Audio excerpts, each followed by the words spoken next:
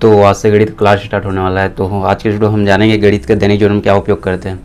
हम लोग गणित पढ़ लेते हैं, मैथमेटिक्स जिसको इंग्लिश मैथमेटिक्स कहा जाता है, तो वो पढ़ लेते हैं। तो उसका यूज़ हम कैसे करते हैं उसके बारे में आज के वीडियो में जानेंगे। उसके बाद 9th और 10th का मैथ्स आएगा इस चैनल पे, तो हम दैनिक जीवन में क्या क्या उपयोग करते हैं उसके बारे में जानते हैं। तो आज के वीडियो में क्या क्या होने वाला है उसके बारे में जान लेते हैं एक ब्रीफ में। तो पहला हम जानेंगे जोड़ने के बारे में, दूसरा जानेंगे घटाना, तो ये तो पता ही रहता है, जोड़ना घटाना, गुणा, चौथा भाग, और है पाई आपका। तो इस वीडियो में हम पाई के बारे में जानेंगे।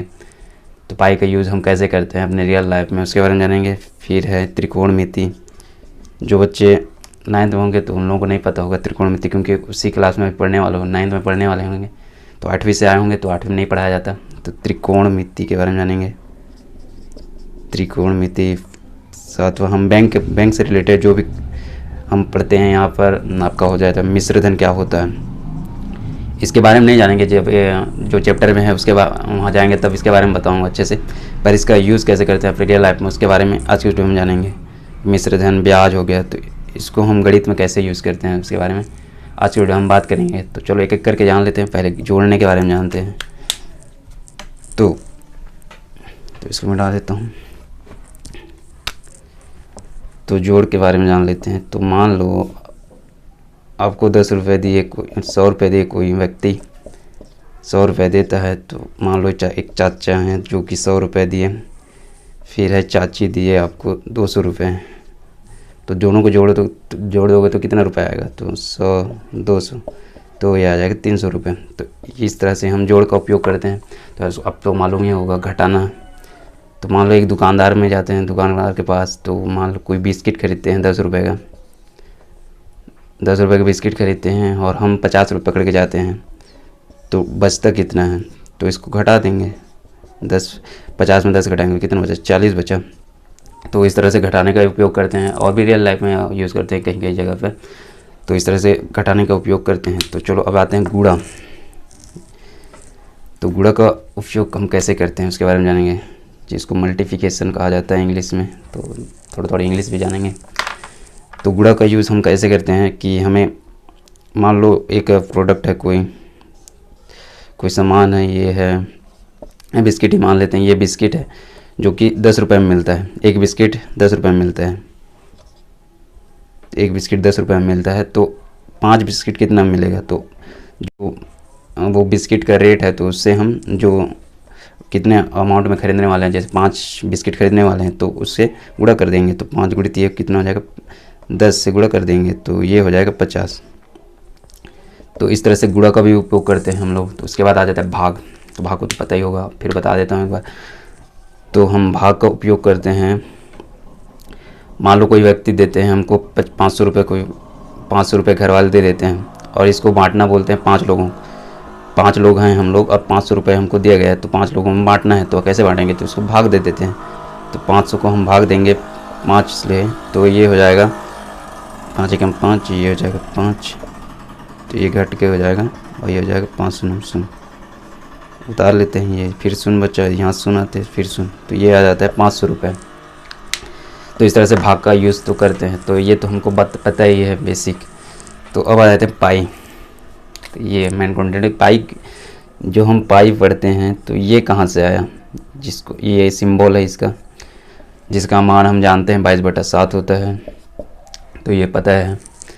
तो ये चीज़ कहाँ से आया, तो उसके बारे में जानते हैं। तो पाई का मतलब आप लोग 9th में शायद 9th में पढ़ते ही होंगे। तो एक वृत्त है, आर्यभट्ट ने बताया है। तो जिस 9th में जानेंगे अच्छे से, और जो पहला चैप्टर है उसमें बताए हैं। जो ये वृत्त होता है, तो ये परिधि, इसको कहा जाता है परिधि, और बीच का इसको कहा जाता है व्यास। तो यहीं से लिया गया है। ये परिधि का मान होता है 22, और ये व्यास का मान होता है 7। तो यहीं से लिया गया है 22/7। तो इसका दैनिक जीवन में कैसे उपयोग करते हैं, हम लोग गाड़ी का पहिया देखे होंगे, जो कैमरा का लेंस होता है, और भी जो गोल आकार में होता है, तो उसका जो भी 22/7 के अनुपात में ही होता है। तो जो व्यास रहेगा वो 7 रहेगा, और जो परिधि रहेगा वो 22 रहेगा। मतलब कि इसको हम 22 से माइनस कर देंगे, तो ये कितना बचेगा, ये होता है 15। तो मतलब कि जो व्यास है वो 15 कम रहेगा, जो परिधि से 15 कम रहेगा, यानी कि व्यास से जो ये होता है व्यास से 15 ज़्यादा होगा, ये परिधि होगा वो, तो एक्यूरेट गोल बनेगा। ये जैसे गोल बनाएंगे ना तो ये गोल बनेगा। जैसे पुराने ज़माने में टेढ़ा होता था, इस तरह से पहिया होता था तो लुढ़कते लुढ़कते आता था, तो उस टाइप से नहीं होगा। तो हम इस 22/7 के अनुपात में रखेंगे तो वो एकदम एक्यूरेट गोल रहेगा और अच्छे से चलेगा। तो ये काम आता है 22/7, जो कि पाई है, जिसको पाई के नाम से जानते हैं। तो इसका यूज़ हम पहिए बनाने में या फिर सर्कल, जो गोल चीज़ बनाने के लिए करते हैं। अगले नंबर बात है त्रिकोणमिति, जो कि 9th वाले नहीं जानते, पर एक बार ऐसी बेसिक पता होना चाहिए, फिर जाएंगे वो क्लास में जो चैप्टर आएगा उसमें जानेंगे अच्छे से। त्रिकोणमिति का जो 10वीं वाले हैं उनको पता होगा। तो इस त्रिकोणमिति का यूज़ कैसे करते हैं हम लोग, तो इसका यूज़ हम करते हैं कोई भी दूरी हो गया, दूरी और ऊंचाई ज्ञात करने के लिए। तो वो कैसे करते हैं, चलो पता कर लेते हैं। तो मान लो ये है, यहाँ पर एक ये घर है, ठीक है, 3-4 मंजिल का घर है, और यहाँ पर आप खड़े हो,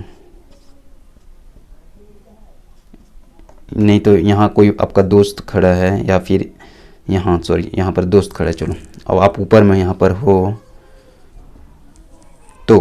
तो आप ऊपर में हो, तो ये कैसे पता लगाओ कि ये कितने दूरी में खड़ा है। तो इस तरह से हम ज्ञात लगाएंगे त्रिकोणमिति की सहायता से। तो चलो कैसे ज्ञात लगाते हैं वो देख लेते हैं। तो ये कोण बन गया, त्रिकोणमिति के बारे में आप लोग पता होगा, समकोण बनाते हैं। तो ये है 90 डिग्री में, तो यहाँ से ये बनेगा कोण आपका, वही मेन चीज़ होता है कोण कितना है। तो हमको ये पता है कि हम जब यहाँ ऊपर में है तो ये जो घर है उसकी लंबाई आपको हम लोग को पता होगा। तो इसको मान लेते हैं हम लोग 50, ठीक है, 50 mm, 50 मीटर, 50 मीटर है ये, और दूरी हमको ज्ञात करना है, तो इसको मान लेते हैं x। तो हमने ये आएगा tan थीटा। tan बराबर क्या होता है, tan बराबर होता है, ये आपको पता होगा, लाल का याद होगा तो लाल का। तो साइन बराबर क्या होता है, लम बटा कर्ण होता है, और tan बराबर क्या होता है, लंब बटा आधार। तो ये हमारा लंब है और ये आधार है, ये कर्ण है। तो 9th वाले थोड़ा कंफ्यूज हो रहे होंगे, तो यहाँ देख लेते हैं, 10वीं वाले अच्छे से जानेंगे। तो ये हो जाएगा कर्ण आपका, इसको कहते हैं लंब, इसको कहते हैं आधार। तो इसे L कहते हैं, इस कर्ण को K से दर्शाया हूँ, और इसको आधार को A से। तो ये है लाल का कैसे आपको याद आ जाएगा। तो tan बराबर होता है लंब और आधार। तो हम क्या ज्ञात करने हैं, लंब और आधार को ज्ञात करने वाले हैं। तो यहाँ पर tan बराबर tan थीटा बराबर क्या होता है, लंब बटा आधार होता है। तो वही ज्ञात करने, हमको आधार ज्ञात करने वाले हैं। तो यहाँ लंब दिया है, तो लंब कितना दिया है, लंब दिया है 50 मीटर, और हमको ज्ञात करना है ये आधार। तो हम इसको नामकरण कर देते हैं, इसको A मान लेता हूँ, इसको B, इसको C। तो लंब कितना है, ये है BC है, और आधार कितना है, तो AC है। तो AC हमको ज्ञात करना है। तो AC और tan थीटा यहाँ दिया है, ये tan थीटा दिया है। तो हमको ये पता होगा कि कितने को एंगल में बना है, ये एंगल यानी कोण, कितने कोण में बना है। तो मान लेते हैं हम ये है 45 में है, 45 डिग्री में ये बना है। तो यही ज्ञात करना होता है। उसके बाद आप इजीली कोई भी दूरी है, ऊंचाई हो, ज्ञात कर सकते हो। तो इसको हम 45 मान लेते हैं। तो थीटा का मान कितना हो गया, तो tan थीटा का मान हो जाता है आपका, अब 45 है, उसके बाद ये 50 mm, और AC हम यानी कि ये आधार को ज्ञात करने वाले हैं। तो आपको त्रिकोणमिति का एंगल वाला याद होगा, यहाँ पर डाल दूंगा कहीं। तो tan 45 का मान कितना होता है, 1 होता है। तो इसका मान क्या हो जाएगा, 1 हो जाएगा। उसके बाद ये हो जाएगा 50 mm, और ये होगा AC। तो इसको हम गुणा करेंगे तो ये इधर जाएगा, पक्षांतर कर देते हैं। तो AC बराबर कितना होगा, 50 mm। तो ये 45 एंगल पर रहेगा, तो इसकी दूरी कितनी हो जाएगी, 50 mm। तो ये हो जाएगा 50 mm। तो एक हम ऊंचाई कैसे ज्ञात करते हैं उसको देख लेते हैं। त्रिकोणमिति का है तो ये इस तरह से हम जो भी दूरी है उसको ज्ञात कर सकते हैं। तो चलो हम एक ऊंचाई कैसे ज्ञात करते हैं वो देख लेते हैं। तो ये मैदान है और यहाँ पर एक पेड़ है। तो पेड़ में चढ़ के तो हम ये मेज़र नहीं कर सकते कि ये कितनी लंबाई है, क्योंकि ये नाजुक होता है, गिर जाएंगे। तो हम यहाँ पर खड़े हैं, तो इसकी दूरी कितना है, तो ये दूरी है 10 मीटर। तो इस तरह से ये एंगल बन जाएगा। तो नामकरण कर देते हैं इसको, ये मान लेते हैं इसको बी, ये सी। तो हमको क्या ज्ञात करना है, ए बी ज्ञात करना है, और इसको एंगल मान लेते हैं हम। एंगल कितना मान लेते हैं 30। तो एंगल हम मान लेते हैं 60 मान लेते हैं, ये 60 डिग्री पर है, ठीक। तो ये 60 डिग्री पर है और ये हमको पेड़ के ऊंचाई याद करना है। तो 10 थीटा पर फिर लिख लेते हैं 10, एंगल कितना है 60 है तो 60, और 10 थीटा बराबर क्या होता है, लंब बटा आधार। तो ये लंब कितना है, ए बी है, तो ए बी मान लेते हैं, और आधार कितना दिया है बी सी या सी बी, कोई भी रहे। तो इसमें 10 60 का मान कितना होता है वो आप देख सकते हो। इसको ज्ञात करने के लिए इजी बहुत सारे मेथड है, जैसे कि लाल का बताया उसी तरह से इस चार्ट को याद करने के लिए बहुत अच्छा तरीका बताऊंगा जब उस चैप्टर में पहुंचेंगे। तो अभी ऐसे ही याद कर लो, तो आप इस हथेली से ही ज्ञात कर सकते हो। तो उसके बारे में हम आने वाले उस चैप्टर में जाकर जानेंगे। तो वहाँ से देख लेते हैं। तो 1060 का मान होता है √3, तो इसका होता है √3, इसको रूट कहा जाता है, √3 इज इक्वल, और ए बी का हमको ज्ञात करना है क्योंकि ये ऊंचाई है, और बी सी का मान दिया है 10 mm। तो ए बी का मान कितना होगा, ए बी बराबर ये पक्षांतर कर देंगे तो हो जाएगा 10। तो आखिर में हम बैंक के बारे में जानते हैं। तो कुछ टर्म हैं जिसको बता देता हूँ। पहले होता है, एक होता है मिश्रधन।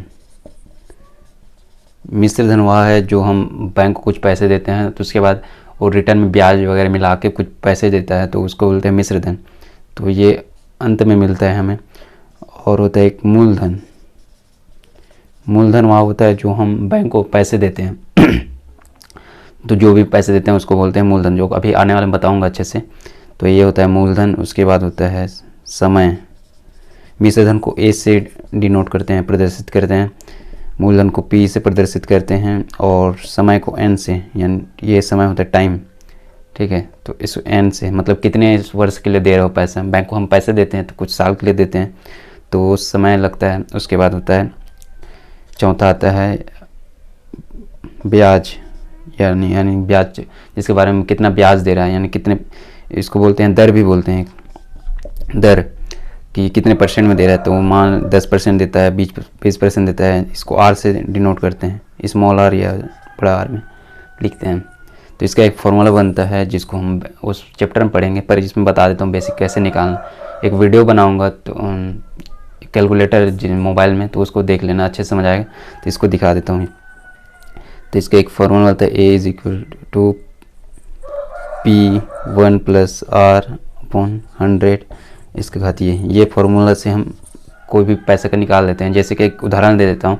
तो मान लो 800 रुपये हम बैंक को देते हैं 10% से, ठीक है। तो 10% देते हैं तो ये 10 लिख लेते हैं, और यहाँ 100, तो कितना बनेगा वो निकाल लेते हैं। तो इस तरह से ये फार्मूला है। तो इस तरह से हम निकाल लेते हैं। तो इसको भाग देता था तो ये 0 बढ़ जाएगा, ये तो 8000 हो जाएगा ये। तो यहाँ 0 कटे, यहाँ 0, ये 0, तो 80 रुपये जाएगा। तो 880 रुपये हो जाएगा, मतलब 1 साल में। तो मान लीजिए 5 साल में, तो ये फिर रिटर्न करते जाएंगे। तो उससे अच्छा ये फॉर्मूला है, इसमें मार रख देंगे तो ये निकल जाएगा। तो इसलिए ये होता है। तो मान लेते हैं हम बैंक को P = 5000 दिए, ठीक है। 5000 दे देते हैं, परसेंट मांगते हैं, मान लो 2% देता है, ठीक है। ब्याज 2% ज़्यादा ही देता है, मान लो ये 10 कर देते हैं, 10 दे दिए।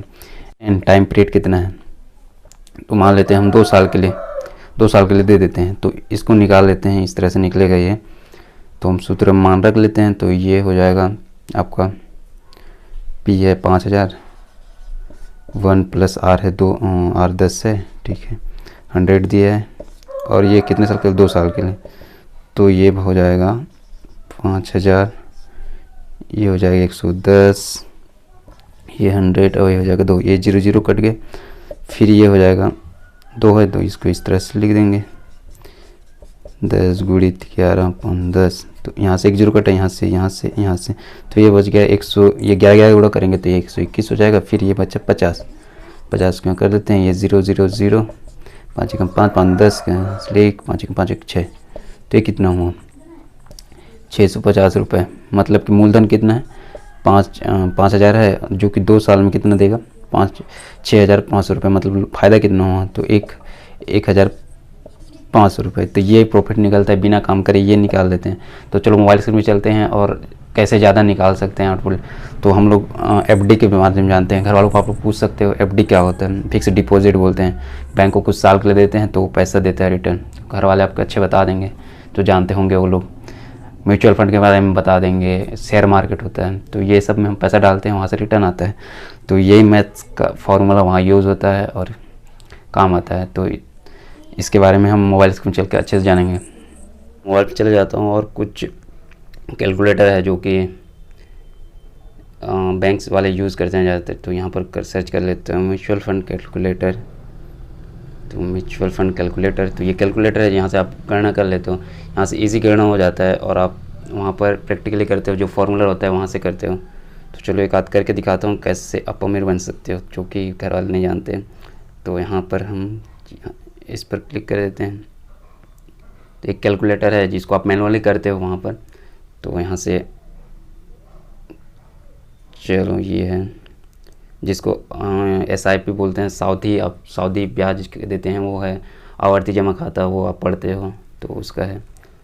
तो हम यहाँ पर हर महीने, तो यहाँ पर SIP दिया है, हर महीने 5,000 करोगे और 15% रिटर्न आएगा, जो कि है 20 साल के लिए। तो कितना आएगा, आप इन्वेस्ट करोगे 12 लाख रुपए और आपका पैसा आएगा 74,86,000, ठीक है। तो ये पैसा आएगा आपका बन गया।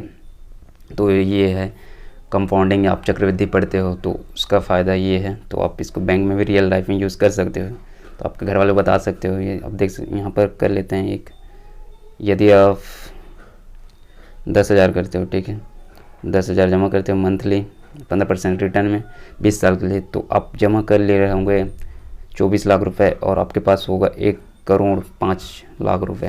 तो इस तरह से ये कंपाउंडिंग है, जो कि आप बैंक में जाकर पता कर सकते हो। तो ये चीज़ आप मैनुअली करते हो, यहाँ पर कैलकुलेटर है तो कैलकुलेटर से सहायता कर सकते हो। तो बस यही बताना था।